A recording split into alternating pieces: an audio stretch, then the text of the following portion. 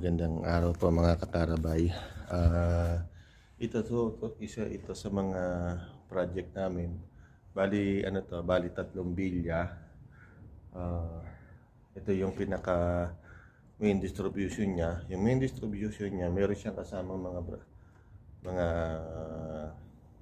branches para dito sa labas, supply ng ilaw, supply ng shutter. So ito yung mga switches niya. So ito gagana to. Meron siyang timer. Ito, yan, meron siyang timer para sa mga ilaw. Ito mga branches yan para sa basement.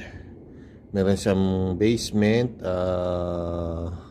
Itong ano na to, para to sa AC. First floor, second floor. Tapos itong breaker na to para dito. Para dyan yan. Tapos ito sa roof floor, tsaka sa para dito sa basement. Ito yung pinaka main niya. So ito pinagawa yan. In order yan. Nagbigay ng design yung engineer.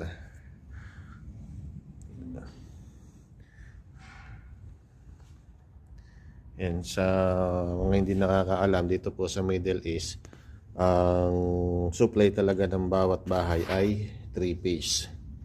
3-phase 220, 3-phase 380. Ngayon po, dati 3-phase 220, ngayon 3-phase 380 na ang supply. Dati may 110, may 220, ngayon puro 220 na po. Tinatanggal na nila yung supply na 220. Ayan, meron din siyang